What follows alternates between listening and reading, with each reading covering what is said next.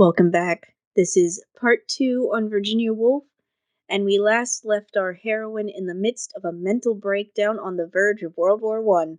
Also, warnings for suicide attempts. So a cliffhanger. Yes, now, her latest suicide attempt with Leonard's pills failed, as we saw last month. However, her symptoms continued. Nurses were hired, and by April 1914, she was recovering. She wasn't very aware of when the war began. Understandably, she's dealing with her own things. Oh, yes, very understandable when one is suffering from delusions. In the meantime, she started a diary and read books. However, right before her first book, The Voyage Out, was published, she fell ill again in February 1915. During this time, she refused to see Leonard for 8 weeks, may have attacked her nurses, and wrote violent letters to friends. She was ill for the rest of the year, and would only regain her health in the middle of the war. That sounds like a really rough time. Now, as to the cause of the breakdown, there's a bit of speculation. While her new husband didn't trigger it, one biographer says that he did have an effect on it. How so? Is he treating her okay? So it turns out, by all accounts, and there are many people commenting both then and now, Virginia and Leonard were sexually incompatible. So, as in she's a lesbian, or? It's a bit complicated.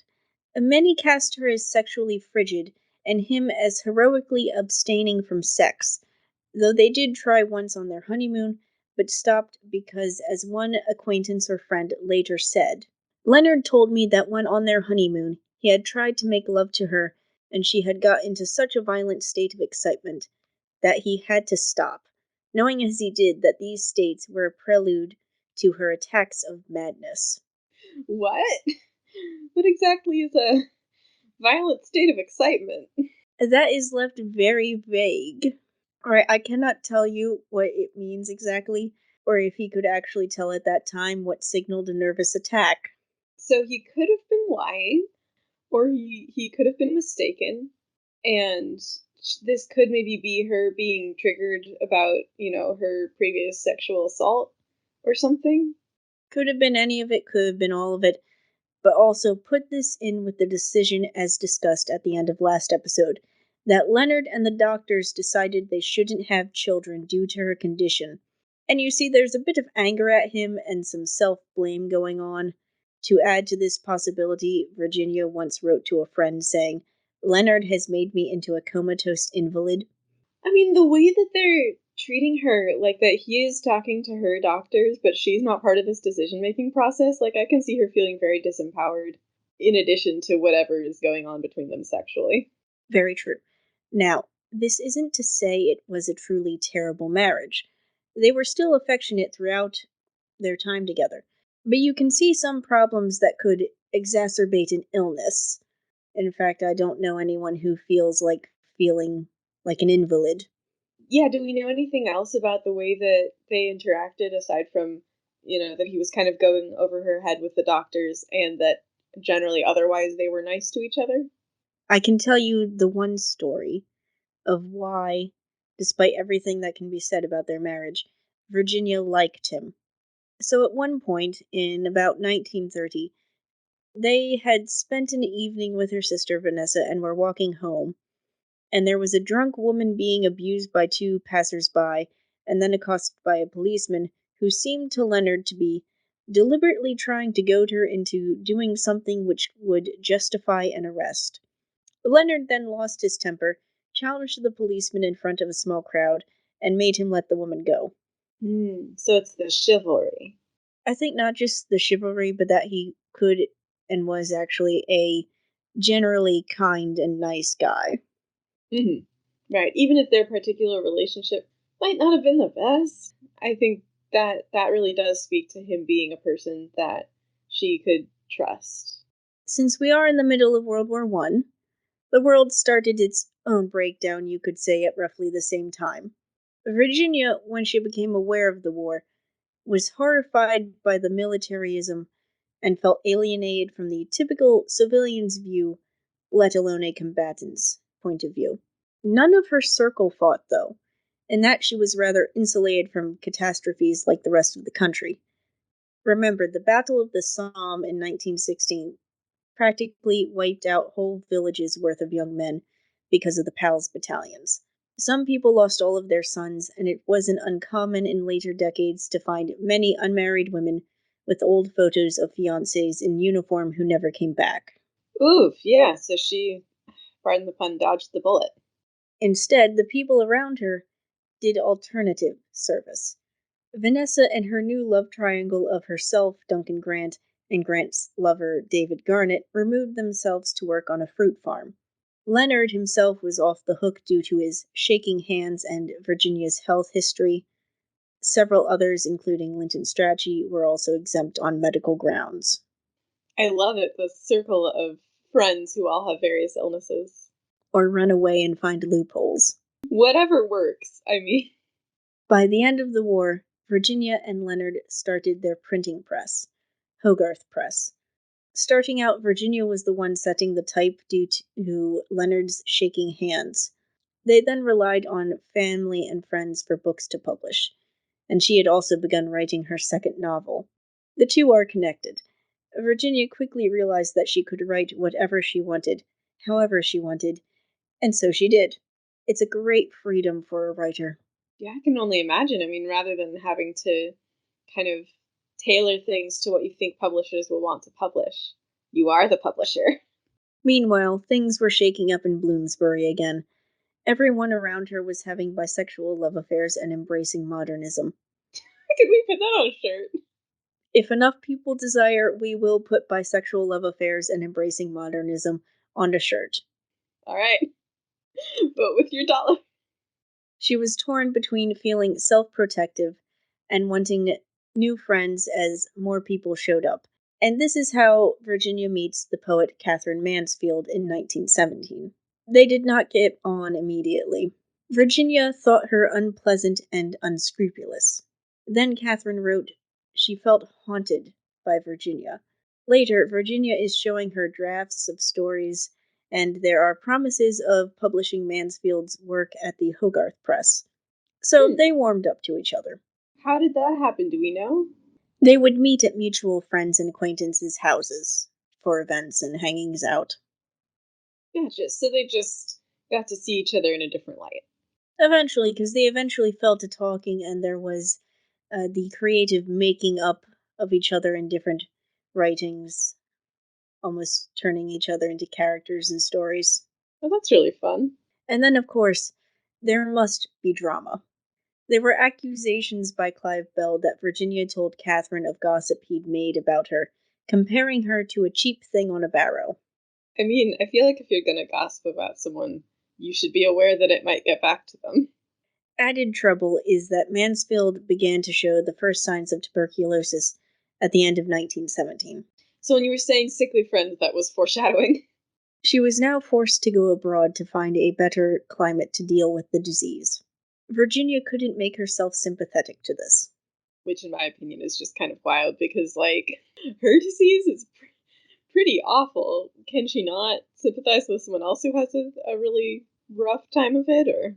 Not at the time. As we'll see, later on in the 1920s, Virginia Woolf is more warm towards Catherine Mansfield's struggles. But now, when Mansfield returned in 1918, was not exactly that time, but they were close that fall with visiting each other until the winter.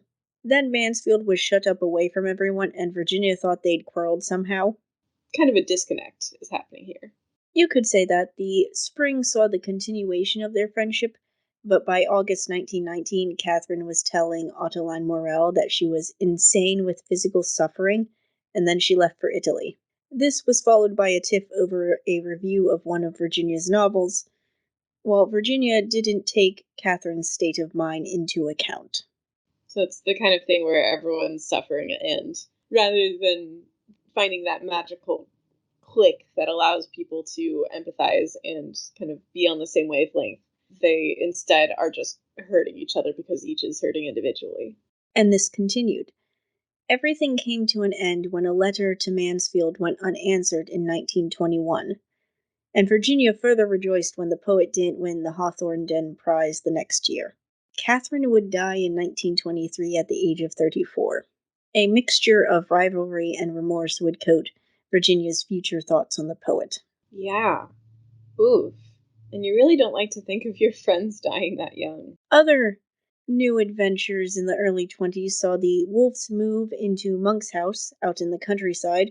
She would live there until her death, though the Woolfs also would stay at London houses. But everyone tends to think of Monk's house as their primary residence when talking about Virginia Woolf. Now, I think it should also be said that Virginia Woolf resented the censorship of her era while also valuing her own privacy.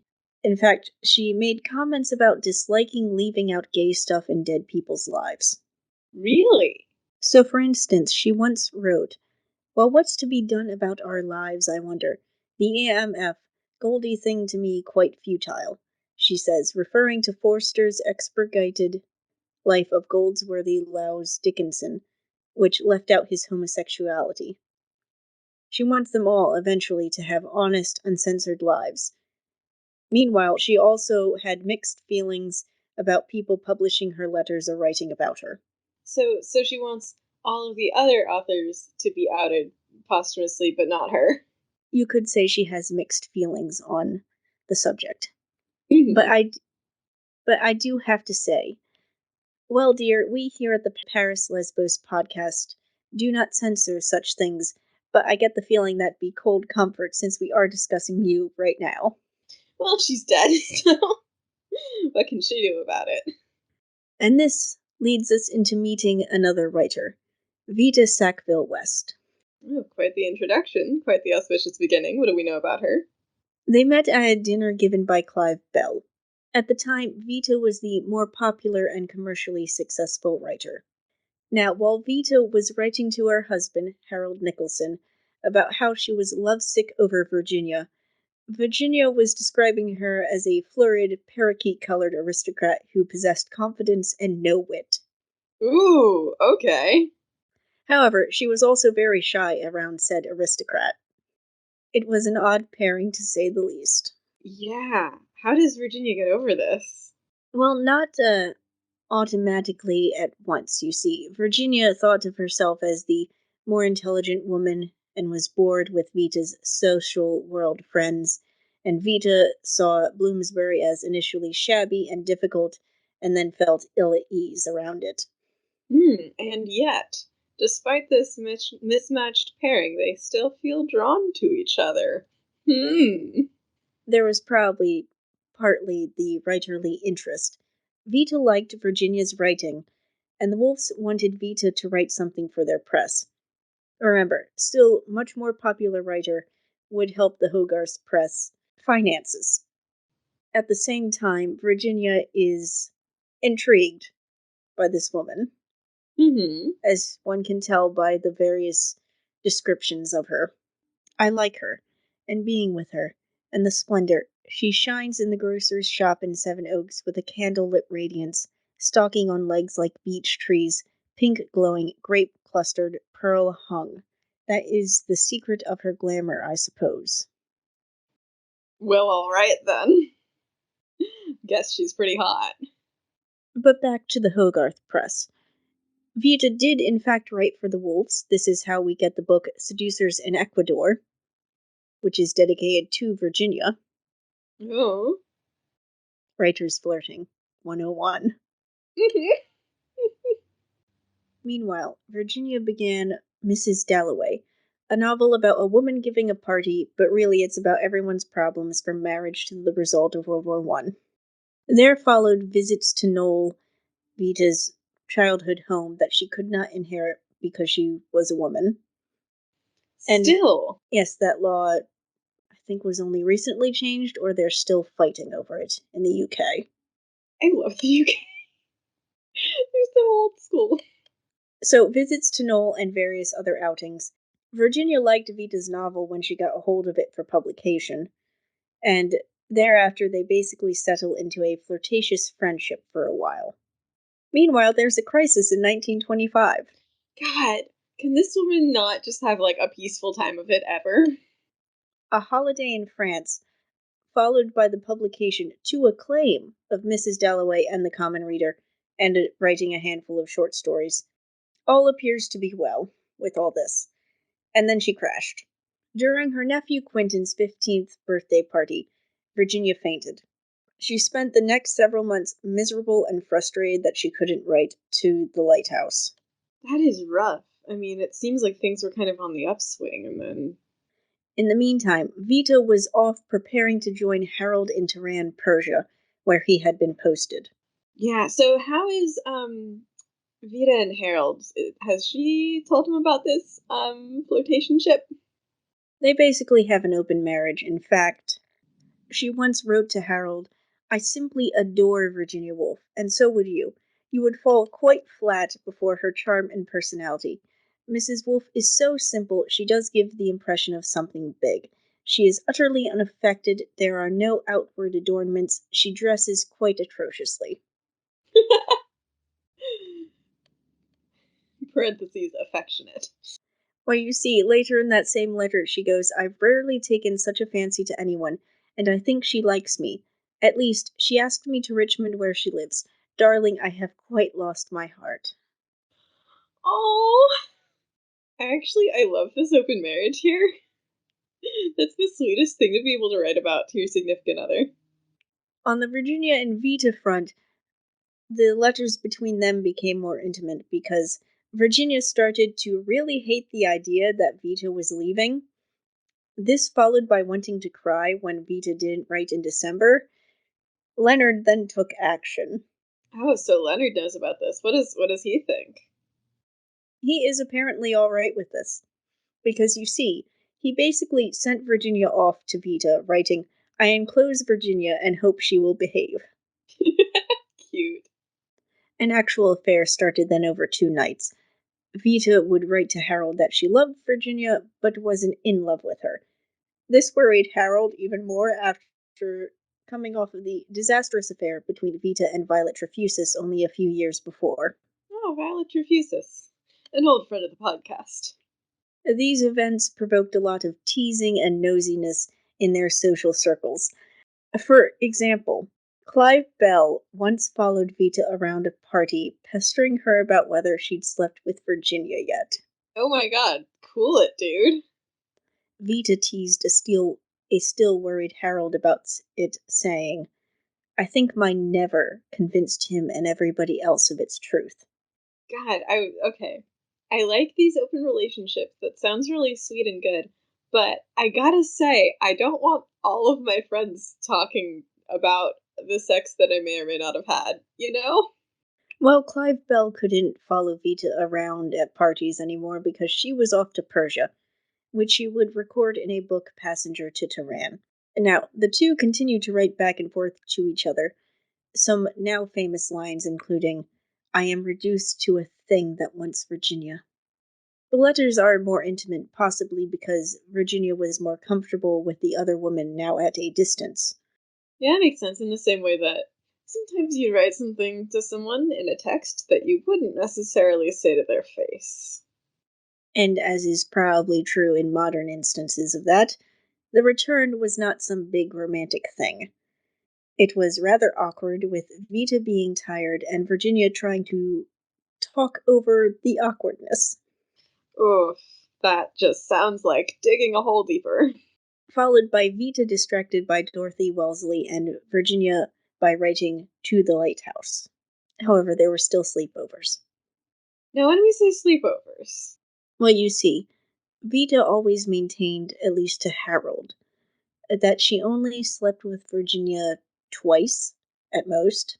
This actually leads very well into the Leonard getting irritated. does he have a problem with this? He believed Vita might be overexciting Virginia, which was the main concern of everyone involved except maybe Virginia herself, or at least she doesn't mention it nearly as much as everyone else. So overexcited. Do they think that, like, being into someone is gonna trigger her mental illness? It's rather vague and opaque and slightly confusing. They seem to think the emotional excitement isn't good for her. Do we have any proof either way, I guess? Because my gut instinct is to say people should be allowed to have their natural, like, emotions and experiences. I am not a doctor, so I can't definitively tell you. I just, like, you don't normally hear that as, like, a treatment for any sort of this. I mean, you're supposed to avoid stress, sure, but, like, I've never heard of anyone being like, "No, you can't have any relationships now," you know? It's interesting you mention you're not being able to see this because at the same time, Vita objected to the pervading view of how to treat Virginia, which to me sounds like everyone was treating her like a China doll. Yeah, no, it sounds very like, hysteria or like so last century, you know? I mean, we're not doctors, but In the meantime, 1927 saw the publication of her next novel, while her view of Vita was becoming more critical. oof, honeymoon period is over. After all, Vita didn't confine herself to one woman and Harold at a time, and Virginia did get jealous. Oh, There were also challenges to each other in letters. When Vita was off with friends and more than friends, she wrote how she would go in the night to throw gravel at Virginia's window and stay till dawn. But you being you, I can't. More's the pity. For a different Virginia, I'd fly to Sussex in the night. what does that mean? A different Virginia. There's only one Virginia. A different kind of Virginia? A different personality? Either way, Virginia responded, "Throw over your man, and we'll go to Hampton Court and dine on the river together and walk in the garden in the moonlight, and come home late and have a bottle of wine and get tipsy, and I'll tell you all the things I have in my head. Millions, myriad. They won't stir by day, only by dark on the river." Wow, that is beautiful. So, not a smooth relationship all the time, as you see. Some back and forth, and also feeling writerly superior, with Virginia criticizing Vita's writing. Well, Vita's just popular with the masses, and Virginia is a true artiste.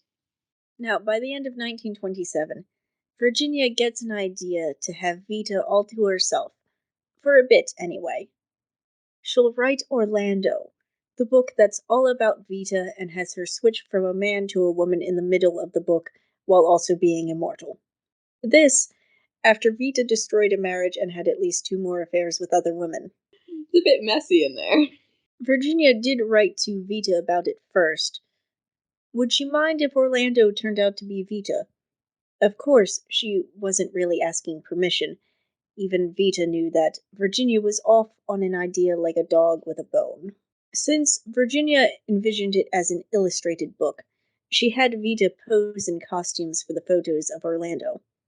Vita was quite miserable during it, draped in an inadequate bit of pink satin with all my clothes slipping off. But Virginia was giddy with excitement, diving under the black cloth of the camera setup. Yeah, I can see how that was an interesting dynamic there. Now, this isn't to say that Virginia was discounting what Vita felt about it all. She could be sympathetic, and also more flirtatious again. Hence the famous lines, "If I saw you, would you kiss me? If I were in bed, would you—" I'm rather excited about Orlando tonight. Still, the book dominated her life for months.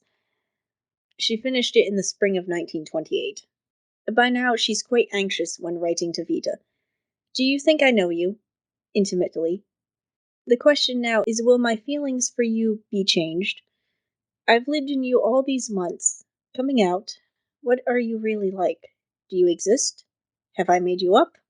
Yeah. That is a question for any relationship. Like, how much of the other person are you actually experiencing, and how much is it an idealized version of them? Leonard read the book, called it satire, but he took it more seriously than Virginia expected.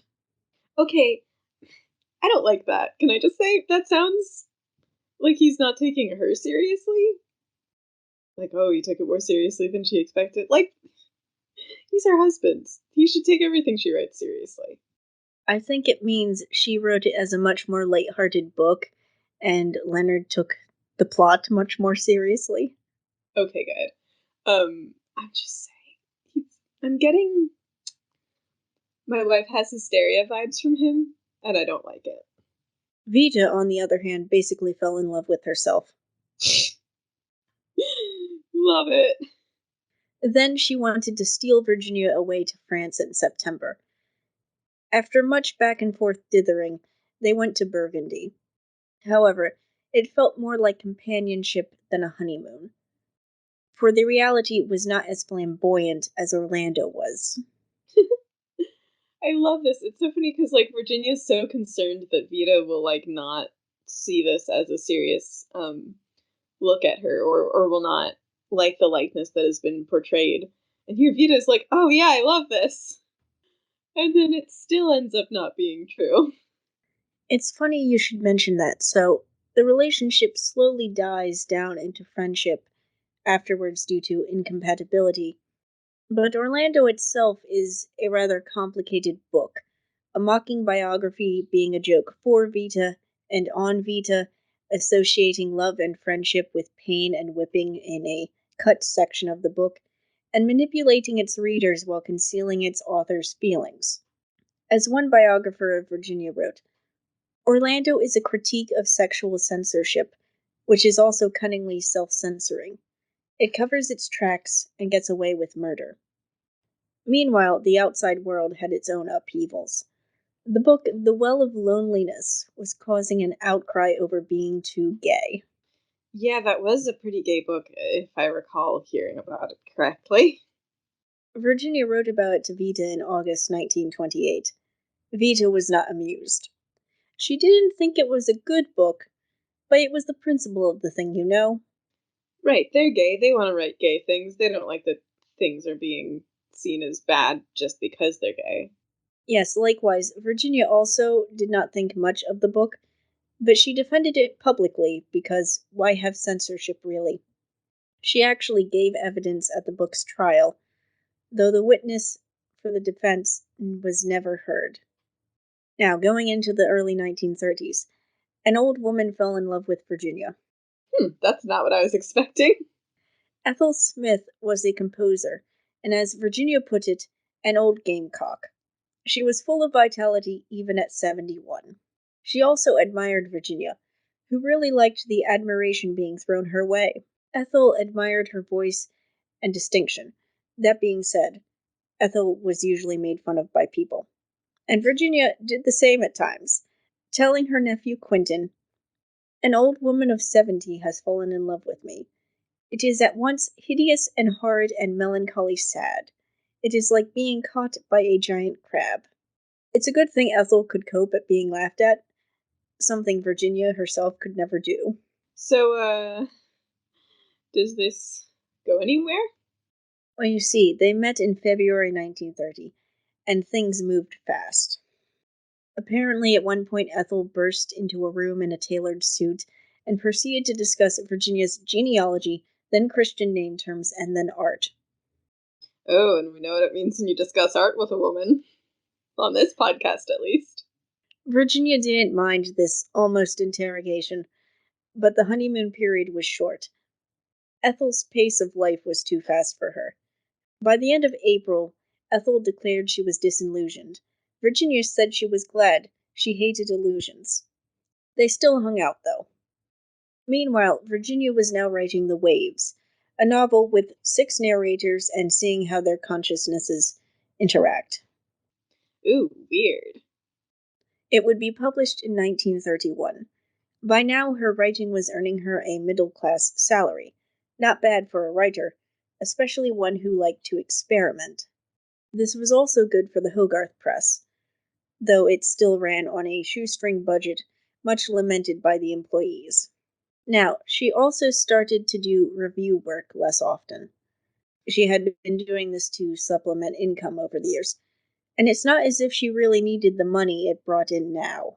With this money came recognition. There were now public tributes to her, not always flattering. One described her as frightened, a bundle of tentative gestures and quick nervous glances, as frail and crisp as a dead leaf, and like a sea anemone. She curls up at contact with the outside world.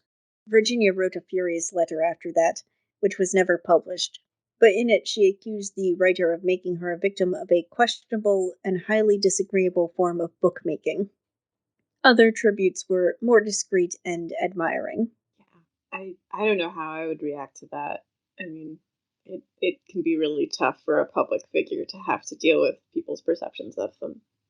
Yes, and she was not always the best judge of herself. She didn't like how she looked, called her neck ugly, in fact. Meanwhile, people found her beautiful. By now, she was also a famous talker, having very specific conversations and observing everyone, at least around friends. Really, it seems like people's accounts of her clash between shy and gregarious. Oh, bro, same. I think it's just based on how comfortable she is with people because I will be the shyest person unless I know people, in which case I will have to actively fight to not talk over them. And then there are the odd stories that became mini legends. Her peeing on someone's lawn, or taking out a notepad to write down everything the person next to her at dinner said. Are these true? I feel like I'd want more context for both of those. Because I feel like it's one of those things where people know that she's quote unquote crazy in that she has a mental illness and will just describe any behavior to her under that. Yes, but I am more inclined to believe the latter dinner discussion notepad section because she apparently did tend to question people going in depth about, like, oh, you came up the road. What did you saw? How did the air feel? What did you smell? Hmm, interesting. That's a cool like writerly instinct. But basically, the woman was not an angel or a saint, much as she seems to be this untouchable writer held up over everyone's heads. She could be cruel or malicious, snubbing people, making them feel like fools. Basically, like all people, she was a contradiction. She could help you or subtly call you a moron. By 1932, she was very tired, though. Friends started dying, specifically Linton Strachey, who had been in a very odd for a gay man love triangle, as it involved Dora Carrington, a woman.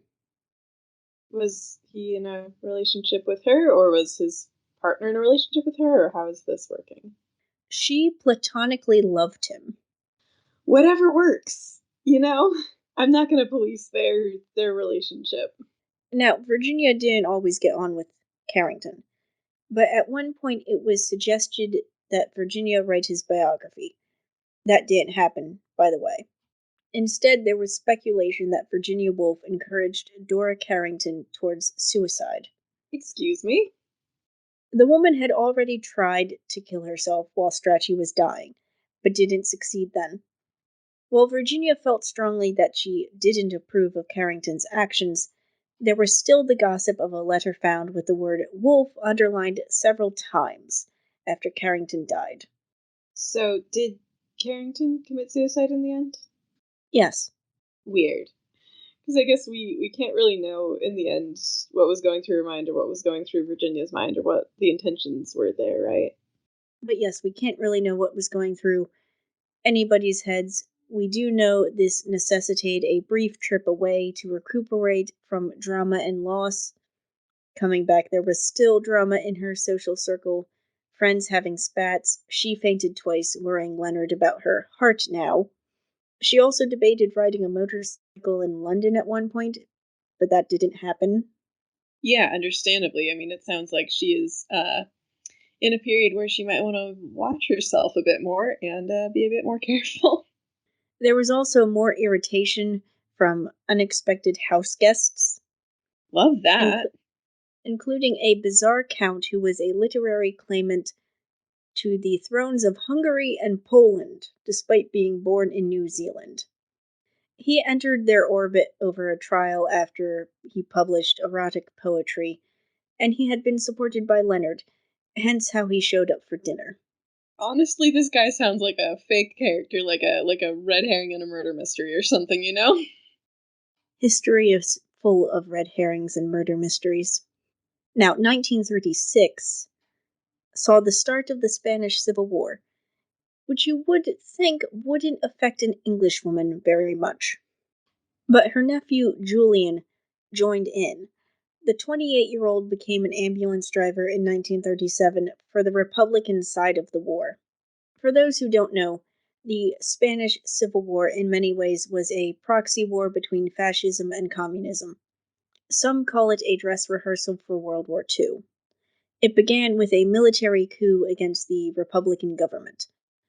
Republican forces received aid from the Soviet Union and Mexico, while the Nationalists received help from Fascist Italy and Nazi Germany. There were also several international brigades, units made up of foreigners who are there for various reasons, ranging from wanting an adventure to political reasons, like those that drove Virginia Woolf's nephew to get involved. He was supportive of the socialist and anti fascist movements in Spain. Hmm. Were Virginia and her family generally more left wing, or? They were generally more left wing, but there are the rather anti Semitic jokes Virginia made about Leonard and Jews. Yeah, so it's a complicated dynamic, I guess is what we could say. No one is perfect, especially in history. Now, Julian didn't leave with complete blessings. Virginia and his parents tried to dissuade him initially, and only agreed when he said he would drive an ambulance rather than be a soldier. However, both sisters were still convinced deep down that he wouldn't return. They were right. He left for Spain on June 7th and was dead on July 18th in a hospital after taking shrapnel to the lung during a bombing. Both women were appalled. Virginia spent every day at Vanessa's bedside. At the same time, she was angry at Julian for how he died and what it did to Vanessa. Understandably, I mean, they've had enough death in the family. Virginia herself quit writing for several weeks. When she returned to the work Three Guineas, she found it was now an argument with her nephew's point of view. Specifically, the entire essay is structured as a response to an educated gentleman who has written a letter asking Woolf to join his efforts to help prevent war. Things don't get much better after that. Hitler is taking territory left, right, and center in Europe in the lead up to World War II. Virginia does do some political things, but not for extended periods of time. She joins and quits anti fascist groups. She joined petitions for Britain to support the Spanish government, which didn't win, by the way. And that war ended in time for World War II to start in 1939. Now, World War II breaks out. Virginia listened to the announcement on the radio and said, "This is the worst of my life's experiences." The first impact was the blackout rule that fall. No lights to attract night bombers. This followed air raid warnings, gas masks, and barrage balloons over London. She was numb for the first few days, but ideas for writing came flooding back in after that. Now, it's important to note she was not depressed or mad at this point in time. So even though it is a low for her and a rough time for everyone generally, she isn't experiencing any of the symptoms that we've seen before. Correct. 1940 saw the last party she would go to, her niece's 21st birthday. Then came the creation of the Home Guard, which Leonard wanted to join. Virginia convinced him not to. You see, she found them ridiculous, which future historians agree on. Nice. They were believed to be of very little use in the event of invasion, for, you see, weapons were in tight supply, so knives and pitchforks were thrown out amongst the ranks. Nice. Nice. Like the angry villagers in Frankenstein. Yes, except imagine Frankenstein has a machine gun and hand grenades. Yeah, so it's a bit A knife to a gunfight? knife to a gunfight. I don't think that's what it is. In any case, they're clearly outmatched. As Leonard was Jewish, discussions soon included suicide plans if Hitler invaded. Yeah, people don't think about it now because now we know how it ended, but there was like the real possibility that like Europe could just be an anti-Semitic zone, and like, what do you do about that? Especially after people were starting to hear about the camps, which was kind of the information wasn't always out there, but people had their suspicions. They were also well informed that a list of English Jews had their names on it. Oof. Her brother, Adrian, was now a doctor and got them some morphia. Just in case. And then the bombs started falling. Their London house was hit. On phone calls to Vita during an air raid, she felt like she was talking to someone who might be killed at any second. This can have no horrible effects in the future. She was still writing at this time. In fact, she completed her last book, Between the Acts, which would be published in 1941. However, her mental health is deteriorating. No, She was really. She was anxious and felt increasingly isolated, despite participating more in the local village life, which she also found depressing. You see, they were no longer in London, they were at Monk's house in the countryside. However, bombs were still falling nearby, and it probably felt like they were coming all around her. She didn't know that the war was going to end in a couple of years. She didn't know that they would win. Her mood continued to darken. On March 18th, 1941, she walked down the lane to the river, filled her coat pockets with stones, and walked into the river, drowning herself. Leonard wasn't home at the time. He'd left that morning, and when he returned, he found a letter waiting for him alongside one marked for Vanessa. Dearest, I feel certain that I am going mad again. I feel we can't go through another of those terrible times, and I shan't recover this time. I begin to hear voices, and I can't concentrate. So I am doing what seems the best thing to do. You have given me the greatest possible happiness. You have been in every way all that anyone could be. I don't think two people could have been happier till this terrible disease came. I can't fight it any longer. I know that I am spoiling your life, that without me you could work. And you will, I know. You see, I can't even write this properly. I can't read. What I want to say is I owe all the happiness of my life to you. You have been entirely patient with me, and incredibly good. I want to say that. Everybody knows it. If anybody could have saved me, it would have been you. Everything has gone from me, but the certainty of your goodness. I can't go on spoiling your life any longer. I don't think two people could have been happier than we have been. V. Excuse me? What the hell kind of thing is that to say to someone? A last note. It's just so frustrating.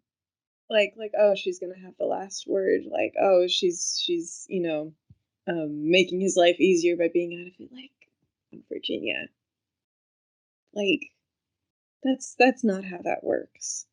It's one of those things where when people are suicidal, they kind of, I think, are so wrapped up in their own pain sometimes that they don't recognize the world around them and the interconnectedness of the people around them. And so they feel like if they just take themselves out of other people's lives, that everyone else's life will be so much better. And it's like, no, they're all going to be grieving for you because you're important to them. Um, you know, and it's just I I get it because I'm sure she was in unbelievable pain and she saw no end to that pain. But come on, Virginia, don't act like this is the best decision because I really don't think it ever is. Depression is a hell of an illness. Yeah, yeah. No, especially with like all of her family stuff that had happened previously and whatever the hallucinations were and the sense of disempowerment and the war that was happening that was right there. And I'm sure she was already suffering the PTSD. And yeah, you get the sense of hopelessness. It's just makes you really mad when she's like, "Oh, everything's gonna be better when I'm dead." You're like, "No, come on, Virginia. Obviously not." Upon reading the note, Leonard proceeded to dash out of the house, found her footprints in the mud, and followed them to the river. However, Virginia's body wasn't found until mid-April, despite numerous attempts dragging the river with ropes. Virginia Woolf is the best known of the women we cover, and probably the most famous of the modernist women writers. She achieved a status on par with all the men high school students and some college ones find themselves pouring their brains out over. There are innumerable biographies and several films. Her name was even lent to the film Who's Afraid of Virginia Woolf when the creators were told they couldn't use the big bad wolf. You'll find her novels on reading lists of modernist works, and people still grappling with her and who exactly she was to this day. And of course, as we have found, she was incredibly complicated and could not be tied down easily. Thank you for listening. Subscribe, follow us on Twitter, and remember, if they're going to do gay censoring, just pull in Orlando.